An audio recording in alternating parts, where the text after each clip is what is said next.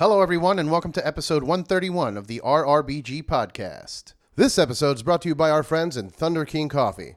Go to their website, thunderkingbrewing.com, and check out their selection. They got these awesome Merlot barrel-aged coffee beans called Purple Rain, or you can pick up some bottles of Cold Brew. Check them out. They keep me on my grind. Go to the website, pick up some coffee, and use the promo code RRBG to get 20% off of your purchase. This episode is also brought to you by our friends at Saints Joints. Based out of Seattle, they are now considered the Pacific Northwest's go-to pre-roll joint package. They make these incredible little pull tab boxes that contain 5 pre-roll joints. They always feature an artist on the front with incredible artwork. I have the Skinner pack, which is my favorite, and it has this really trippy artwork that he made for them, but they like to feature different artists like Jimbo Phillips or Jeremy Fish. The boxes are so pretty, you want to keep them and use them later in the future to put other joints in. It's incredible. I love sharing them with my friends. I take them to the concerts when I go out. I take them backstage to the Comedy Store and share them with Tony Hinchcliffe. Right now, they're selling over 20 different lab-tested strains, blends, and little variety packs all across Washington, California, and Oklahoma. I highly recommend them.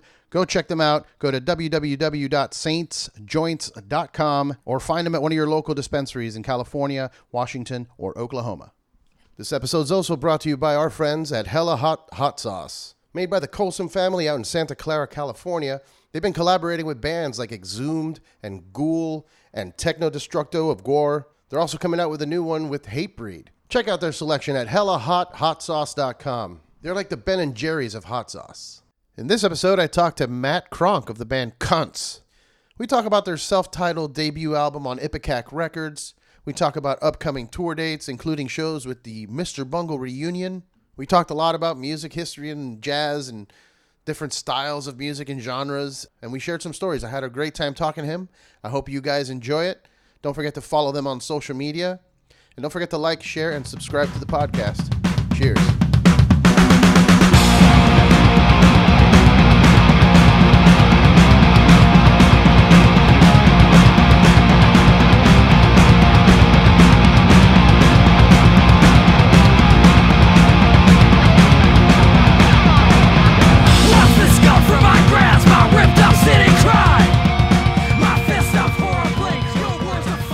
I wanted to arrange it in person, but I'm kind of glad I didn't right now because I woke up this morning feeling like death. Yeah, that's going around. Everybody I know is getting sick. I mean, I got the flu shot this year, and so far, so good. Yeah, I told my wife in the beginning of the year, I'm like, you need to go get flu shots. And then yesterday at work, everyone was sick, and then I woke up this morning dying. So I'm like, great, awesome. Good timing. That sucks. Perfect timing with NAMM next week and everything. Like, this is just great. Oh, shit, that's next week. Yeah. Usually I get sick after NAMM because that's when the NAMthrax hits. But Right. Do you work in the industry? I mean, I guess I do a lot for different artists, like just help out and. Cool. This year, Orange Amps is putting me on. Like, I've done some interviews for them as well. Like, we did a Psycho Las Vegas a couple years back, and I did all the interviews for them. And so they usually just put me on the as a guest. Oh, that's cool. Yeah. Shit, introduce me. Oh, for sure, man. Whenever I'll send them your music for sure. Alex is a good friend, so. And wow, that would be fucking dope, man. Yeah. I love Orange stuff. I mean, I've got a couple of cabs right now. I don't think I have any of their amps, though. Oh, dude, yeah, I'll send him your stuff. He's a fan of, like, Absurdities, so I think you'll love the band's, name and theme. Great. Yeah. I hooked him. I took him to go see the band Chemist last year, and he, endorsed them right away after watching them. So, it's he's down, I'm sure. I'll go talk to him. Oh, fantastic, yeah. All right, so you know what? Fuck it. I usually do an intro, but I'm sick, and I apologize to the listeners that are listening if I sound like crap or if I sneeze. But this is the RRBG podcast, and I'm here with Matt Cronk of the band Cunts. Hi. And you're also in the band Qui? Am I saying that right? Qui, yeah. Nice. Yep. I looked up Qui because I hadn't heard it, and I like it's unique. It's got it's very melodic. There's some interesting off time signature stuff going on, and just very interesting. Very interesting. I mean, are you guys still doing stuff? Yeah, we are. We did a tour. We did like 7 weeks in Europe in the last spring, and we've been hitting it really hard for about the last 6 years of like consistent releases, tours, and stuff. And got back from that and wanted to take a little bit of a breather just to work on some new stuff. So yeah, we're in the woodshed right now, and planning on I don't know, hopefully going to be recording a new record like end of the year. Cool.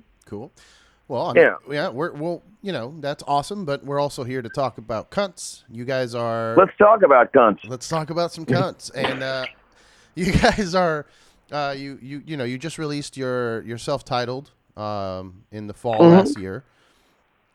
And now you're lined up to open up for Mr. Bungle. Yeah, I know. What's going on? Also, what is that sentence? I don't even... I can't even comprehend the sentence of, hey, Mr. Bungle's playing in L.A. I know. I mean, we had sort of, we're obviously like label mates. Yeah. Or no, we're not. Wait, aren't you? Oh, that's right. Ipecac is owned by Patton, though, right? Or he's part owner. Yes. Or something. Yeah. Yes, it is. But yeah, I don't think Bungle's done any releases on Ipecac. But yeah, we're affiliated nonetheless. Yeah.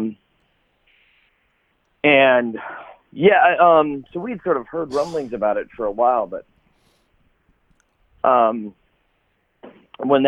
we finally got the word, I mean, we're pretty thrilled, obviously. A couple of years ago, my other band, Qui, actually did a record and some touring with Trevor Dunn from Mr. Bungle. So nice. And known Patton for a long time. So there's a whole lot of what am I saying? And like bear with me, I didn't get home. Yeah.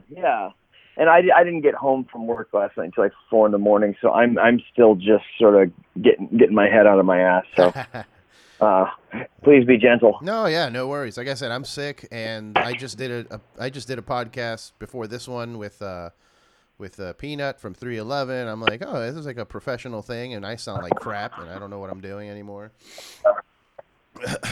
but so we're both and also I want to apologize because I know we scheduled a podcast a couple weeks back before the holidays, and I had put it in my calendar for January and not December or something, and totally didn't connect. I didn't even hit, like, Monica hit me up like, hey, what happened? I'm like, oh shit.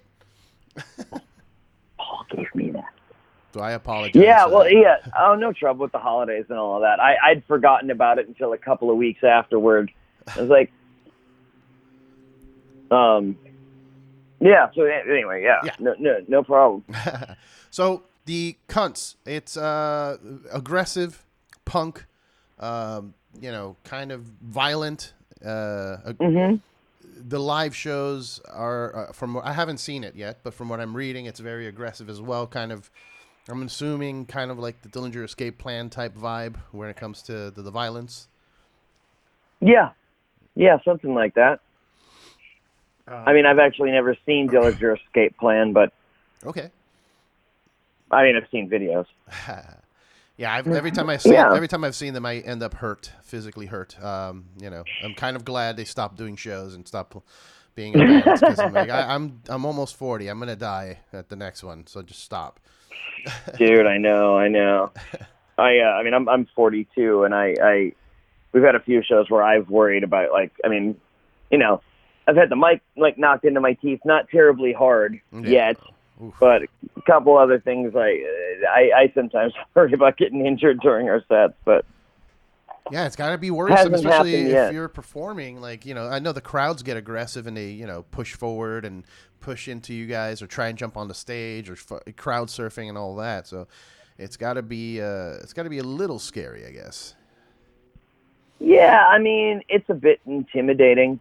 I mean, not so much in the sense of like that anybody's like there trying to to hurt me. But yeah, people like jumping around and stuff. I do worry sometimes that, you know, I got a bad knee. If somebody just bumped into me wrong, it could put the show on. It could I could like take my leg out from under me. So I don't know. I mean, it hasn't happened yet. So what draws you to that style of, you know, super, because I mean the Quee's not that aggressive. Quee's more musical, kind of, you know, melodic, like I said. So what drew you into doing something like this where it's just ultra violent and kind of, you know, punk? I want to say G.G. Allen influence, you know, just because of the... Well, I mean, maybe in the sense that G.G. Allen was really funny. I mean, I mean, he was punk and funny and, you know, also kind of crude and brash, you know. I mean, I used to joke about being super into G.G. Allen when I was in high school, and actually wrote my music thesis on him. Nice. For my senior year in music school. But no, I mean, I grew up on hardcore and punk, and I mean, the Quee stuff, I don't know how much of our stuff you listen to, because some of it is actually really noisy and aggressive, and we've sort of put out a mix of stuff. But to one degree to another, that's kind of always where I've been coming from. Okay. And like, you know, I grew up going to hardcore shows, and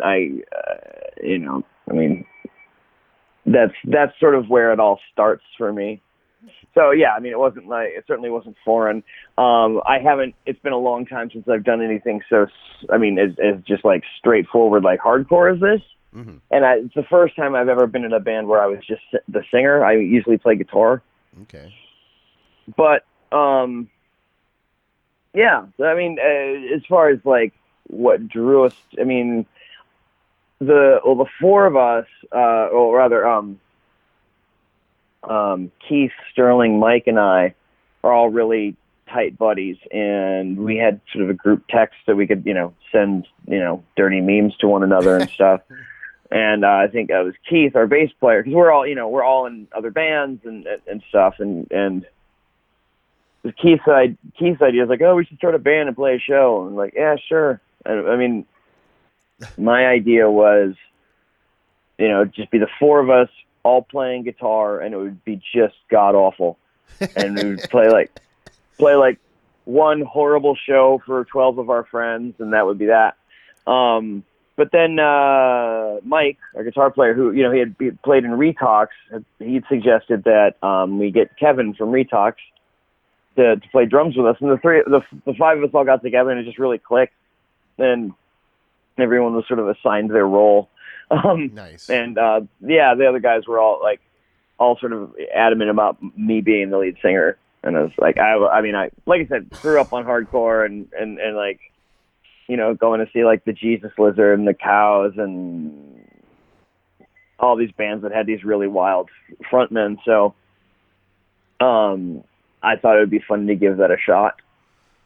Do you enjoy it more than, say, playing with a guitar? Because, like, for me, I've always, you know, I was in a band for 10 years as a singer, and I always felt this immense pressure to, like, obviously entertain the crowd. Like, I don't have something to hide behind, like a guitar or bass. You know what I mean? Like, I have to go do something and also kind of sound, you know, halfway decent and hit the notes and stuff.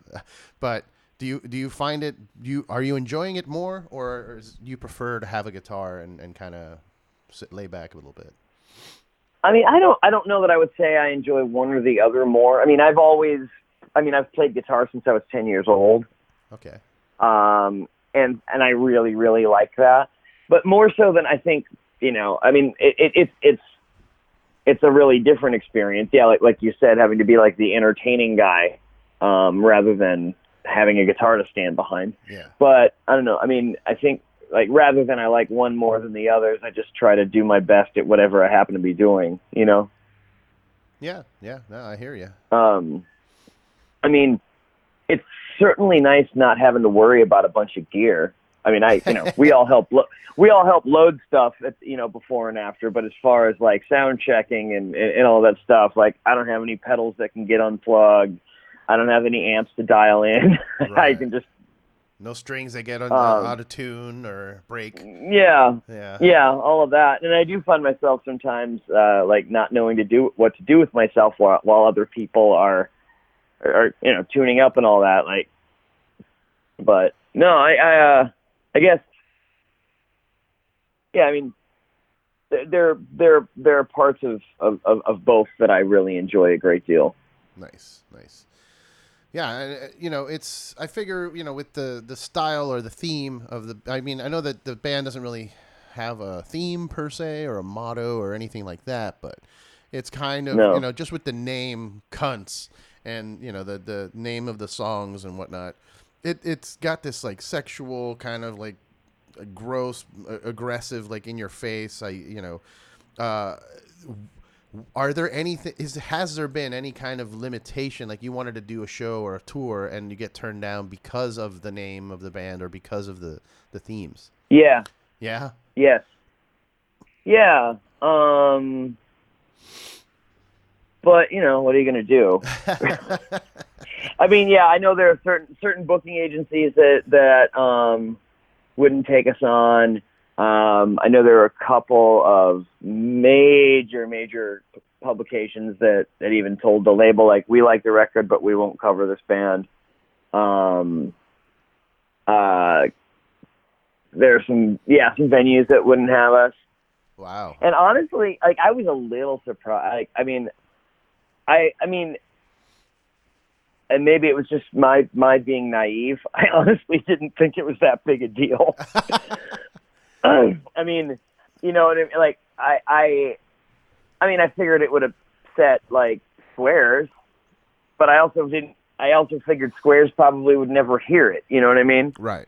You're not looking to play like Jimmy Kimmel or something or Fallon. Yeah. So, I mean, like, I don't know, like,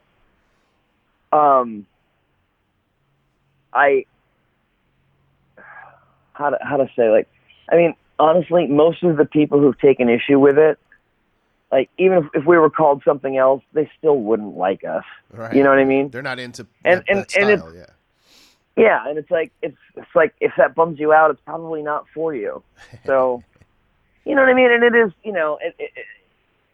it's I guess a drag that sort of closed some doors to us. But again, like, it's not like we'd be huge pop stars if we had a different name. I mean, it's like we're playing like thrash. So, yeah.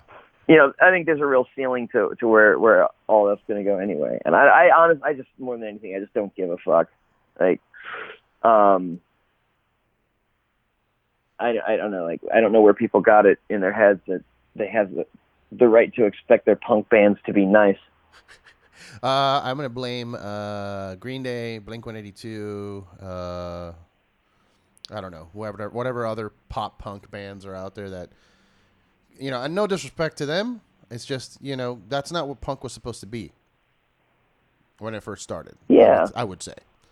Punk was supposed to be anti-establishment, anti-societal norms, anti-trend, all of that. It was supposed to challenge your beliefs and your I guess your morals or whatever that society makes you have. So I appreciate. Yeah, and I mean, go ahead. I mean, for as long as there have been like popular youth movements, they've been co-opted, and you know what I mean? Yeah. I mean, the same could be said about the hippies, the Beats, the Jazz Cats. The Jazz Cats.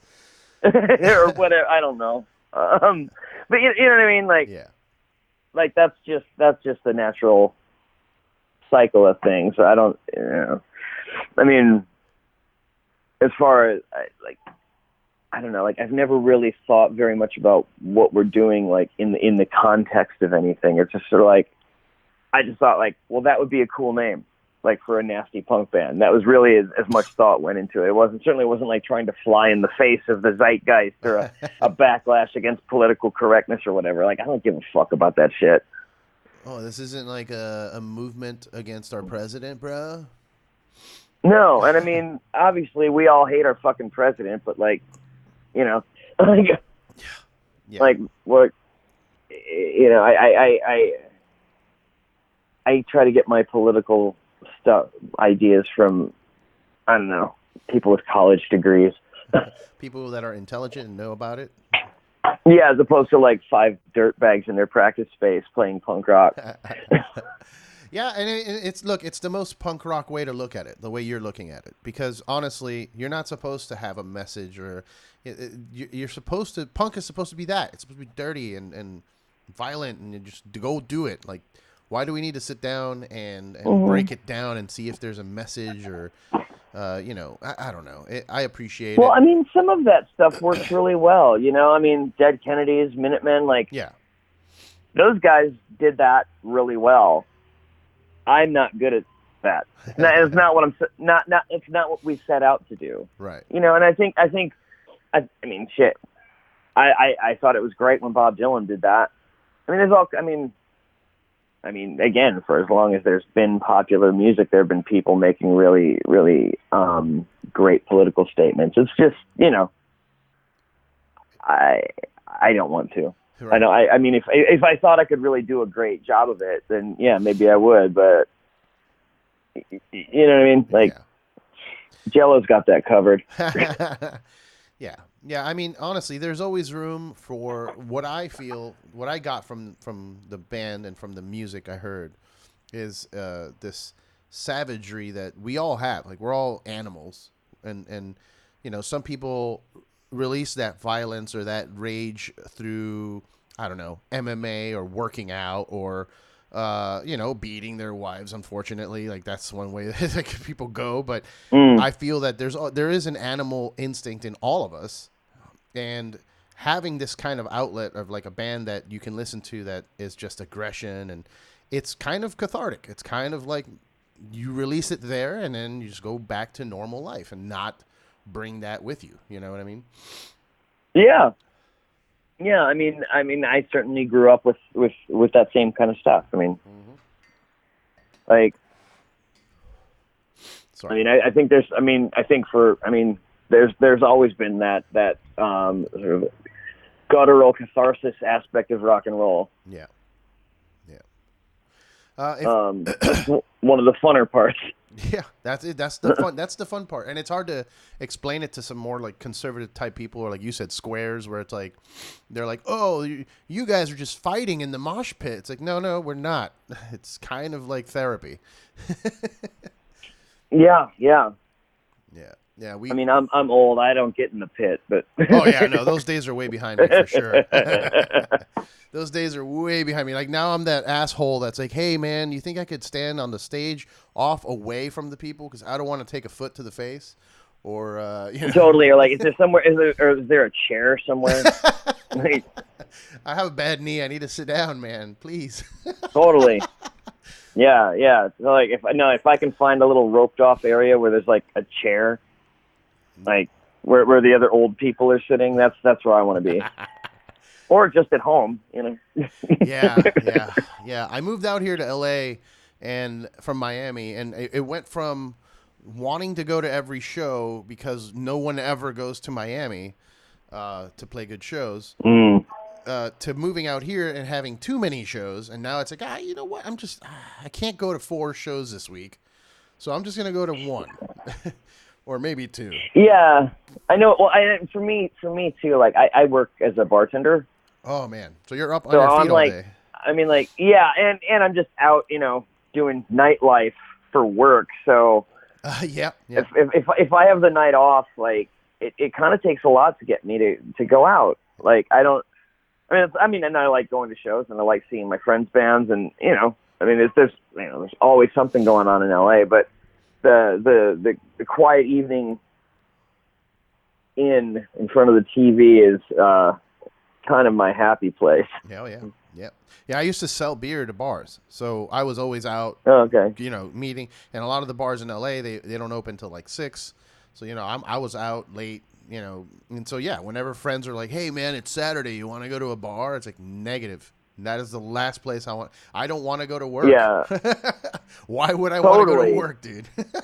Yeah, and I quit drinking years ago, so like, for me, like, going to a bar is just standing around with a bunch of people that I don't know, listening to music that I didn't choose. And you can't even drink to kind of numb it out or kind of just put yourself in your own head or No. whatever, you know? Yeah. No. Yeah, there's really no point in it for me. Yeah. Do you do anything else? Like, I know you say you don't drink. Is there like, LA is a big weed community. Do you smoke?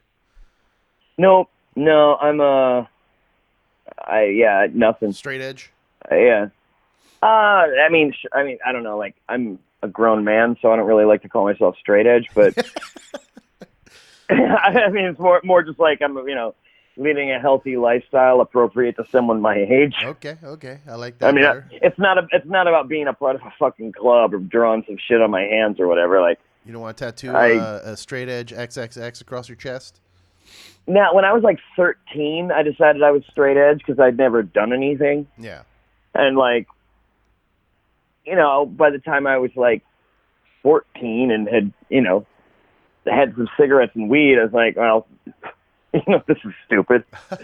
You know what I mean? Yeah. So yeah, wash the markers off my hands. I always found that so silly to me. Like people that are like, oh yeah, I'm straight edge. It's like, look, man, you don't have to tell me that. You could just say, I don't want to drink. Thanks. I don't need to know that you're straight edge and you're a liar because I know you probably took Tylenol or drank some coffee. You know what I mean? Like there's so many things that, or you've had sex because apparently that's one of the laws or whatever, one of the rules. You're supposed to like not have sex. And I'm like, I know. It's so weird.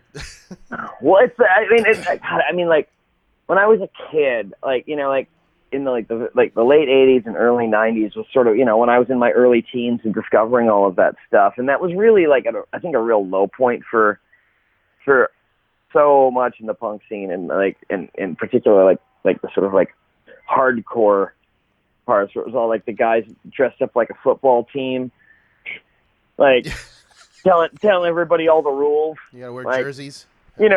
Yeah, like most people, I was really drawn to dissident subculture and underground music because I like being told what kind of jacket I'm supposed to wear and whether or not I'm allowed to smoke. And it's just like, I don't know, I that turned me off so very, very much. Yeah. And I still like, honestly, like when if you're like a kid and you're like, I'm straight edge, like, okay, that's cute, but like if you're like 35 and still like, I mean, just like, I don't know, like, it just makes me think you're an idiot. Exactly. Yeah. I feel the same way, man. I feel the same way. And I don't know if you watch pro wrestling at all, but I was a big pro wrestling fan growing up. And that was one of the biggest determining factors of me to stop watching it. Is that one of the most popular wrestler guys was a straight edge hero or something. He was, this straight edge savior. And I'm like, fuck off. I'm good. Thanks. Bye. Yeah, totally. I mean, do whatever the hell you like. I don't care, but like, I don't. No, I hear you. I don't know. I don't get that. There's this whole aspect to all of that, and to like all these different factions in the punk scene, and it just always seems so silly to me. Like, like if you want to join a club, like, join the fucking army. Like, like. Yeah, like what are those I've seen people wearing these like anti-social club or anti-social club. Like what the fuck? Yeah. What are you guys? I don't know what that is. Yeah, I've seen those too. I have no idea what they're referring to. I mean, yeah, like I say, I don't do anything that involves matching jackets. Oh my God. Yeah. So let me ask you. So you could say that opening for Bungle is your fantasy show, but if you were to have a fantasy show or tour with Cunts, what would these bands be? Is it bands that only exist today or like all time?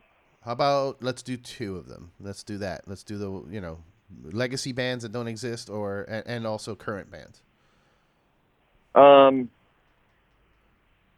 How about like the Sex Pistols and the Butthole Surfers? Ah, nice. Okay. Or like, the Ramones, the Stooges. The Stooges would be great. Oh man. The Birthday Party. The Birthday Party. All right.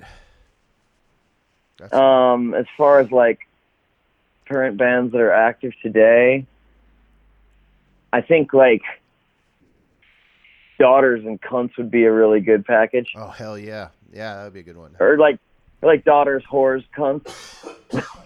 Daughters, Whores, and Cunts. I mean, just for the lineup alone, it's worth it. I think just for having that flyer, that poster. Yeah, I know, right? It'd be super funny. Oh my god. Yeah, that'd be good. Isn't Daughters an Ipecac plus, band too? Yes, they are. Yeah, there you go. Yeah. So yeah, that'd be great. I mean, shit, I don't know. Like, my tastes really vary. I'm trying to think of like, you know what? Like, I would love to open for Sleaford Mods, or Run the Jewels. Run the Jewels. That would be an interesting show. That'd be awesome. So you listen to hip hop as well? Yeah. Have you heard anything new? I mean, I heard recently this band or this group called Clipping, which reminds me of Run the Jewels a bit. Is there anything else like that you're into? You know, I like Death Grips.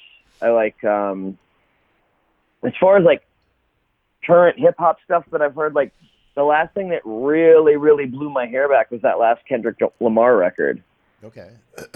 Like, are you familiar? Yeah, he's great. Yeah, that was, I mean, really that sort of got me psyched about hip hop again, because it had been kind of a long time since I'd paid attention. And it was actually Trevor Dunn from Mr. Bungle who's like, dude, have you heard this record? You gotta listen to it. And it was like, I listened to that every day for 6 months. And then that really got me poking around. And then that's sort of how I happened upon Run the Jewels. I had some friends who really liked them, but I was pretty disconnected from any of that stuff. So I've been just sort of starting to, scratch the surface with that. I really like horror. And I don't know. Are they hip hop? What was it? Horror? Horror at the HO9909. Oh, yeah. Yeah, I don't know if that's hip hop. I mean, I guess there's rap elements to it. It's kind of noisy and heavy too, though. Yeah, I mean, I really, really dig that. And like, Sleaford Mods? Yeah. I dig that. I dig that a lot. And it's just like a lot of attitude, Yeah, that's what it's, I mean, and that's punk rock. Even though it's hip hop or whatever, it's still punk, like to be that. They sound like the Fall trying to rap or something.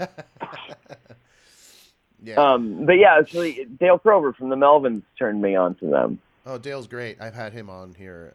Mm-hmm. That dude. Yeah, he's about as nice a guy as they make. And the music he makes is crazy. Like his solo stuff is crazy. Oh yeah. But I listen to all kinds of different stuff, and honestly, like, I mean, I'll listen to anything that's good. Like I'm not like, I don't have a lot of like brand loyalty or whatever. Like, right. If something moves me, then I'm into it. I don't really like. Yeah, I feel you. I'm the same way. I try not to lock myself away in I hate it when people tell me like, Eddie, you're a metalhead. Like, check this band out. You're, because you're into metal. It's like, yeah, I'm into everything though. Like I listen to salsa music from like my family's heritage. Like I listen to jazz. I took 2 years of jazz in college. Like, come on. I'm not just a metalhead. I'm not just a punk or a rocker or whatever. Anything, as long as it's good. I can even, as I'm getting older, I'm even appreciating quality, like pop writing. Like I may not, drive around listening to it, but I'll listen to it once and be like, all right, yeah, that was some good, you wrote it, you did a good job writing that. It's catchy. It's got a good hook, whatever, Yeah, absolutely. And like, I'm not real up to date on like a lot of current top 40 pop music, but yeah, I mean, good's good. I mean, I can't remember. I forget whether it was Charlie Parker or Thelonious Monk. I think it was Charlie Parker said something, and I'm not quoting him verbatim, but just that the only two kinds of music are good and bad. Yeah. And I find that to be true. Yeah. You know, yeah, I mean, yeah. I would rather listen to the Rolling Stones than just about anything else. Yeah, man. Like, look, it's evident when you hear things. Like, you could be a all punk person, and then somebody brings you a bad punk album, and whether or not you like punk isn't going to factor into the fact that album sucks. You know, you're just there's way more bad punk than there is good, yeah. And I think that's probably true of just about anything. Yeah. I mean, I would go so far as to say most of the music that falls under that large umbrella of punk rock, I don't like. It's interesting though how you don't, but you make punk. I guess it makes sense that you want to make the punk you want to hear. I guess I don't know. Yeah, and I mean stuff like the Dead Kennedys. Uh-huh. Like, I like that as much as I did when I was 10, if not more, or like Minor Threat or the Minutemen. Like that stuff to me, I mean, I just don't like the 100 bands after them that tried to do it, but not as well. Right. Like I love the Melvins. I don't like every fucking band that plays sludge. Right. And I don't hate them all either, but I like the Descendants, but I don't like Blink-182 or whatever. I mean, I guess I don't really care about Blink-182. Well, because you're not a 14-year-old girl. It's fine. Not yet. Never will be with that attitude. Yeah, right. Try harder, man. God. No, but yeah, I totally get you. I feel the same way. And there's usually when you find something like a style of music that you like let's say the first time you hear Melvins and you're like, whoa, what is this? And you find out that it's, sludgy rock, and then you start looking into sludgy rock. Then you realize that there's a million bands and they all sound the same. Exactly. And like the Melvins thing in particular, it's just like what they do. I mean, there's so much humor and depth to it. It's not, like it's hard to emulate. Yeah, and I think that they're communicating something beyond just Right. And I think that's really apparent to anybody who would care to really give them a listen. And so, like, yeah, I like hearing bands that are able to sort of ape the style without any of the substance. I mean, it's just boring. Yeah. No. I mean, like, yeah, I forgot what I was going to say. No, I hear you. It's the same, bands that sound like Black Sabbath. Like I love me. Exactly. I love me some Sabbath worship. Sure, I love my friends in Monolord are great at it.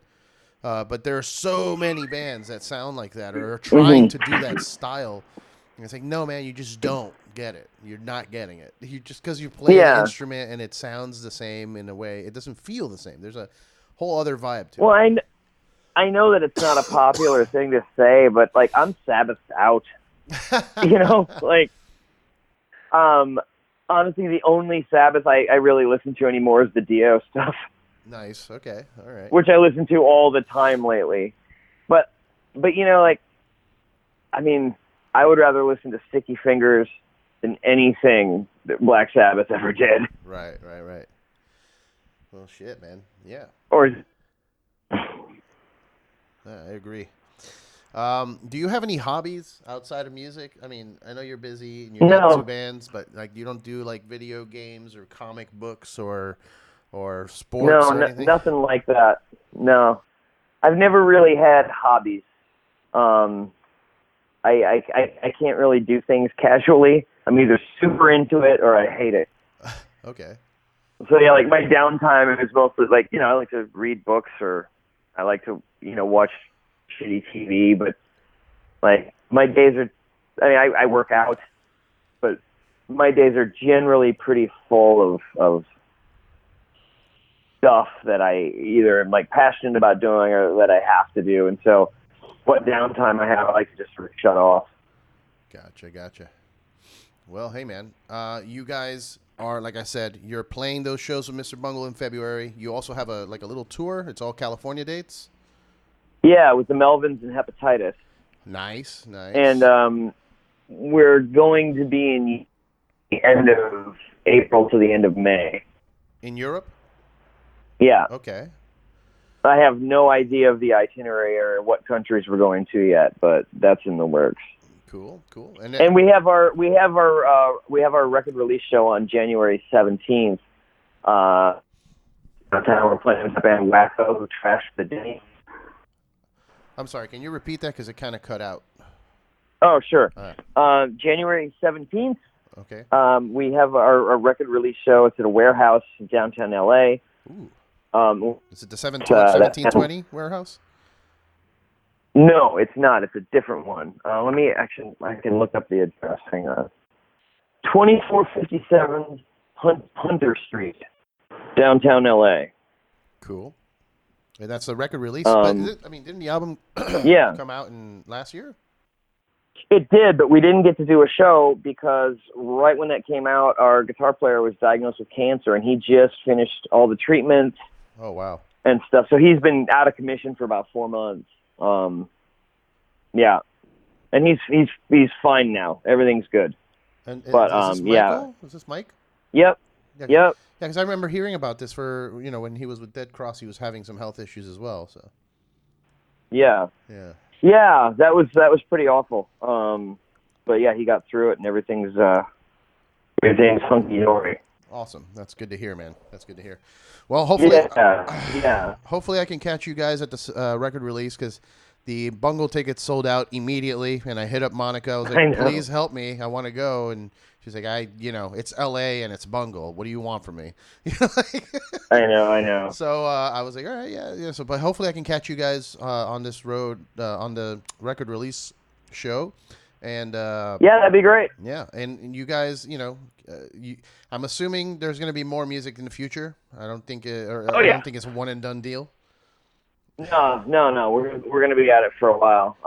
Sweet. Once we finish touring on this stuff, we're going to get right back to it. So gonna try to start cranking out another record. Awesome, brother. Well, I appreciate your time, Matt. Thank you so much. And what are you? Social medias, if you do it, do you have? We have an Instagram. It's C_U_N_T_S_L_A. So it's like Cunts LA with the underscores that I'd mentioned. I see. Okay. So and mine is just Matt Cronk, one word. Awesome. So people listening, follow them. Check out the album if you like punk music. I love it.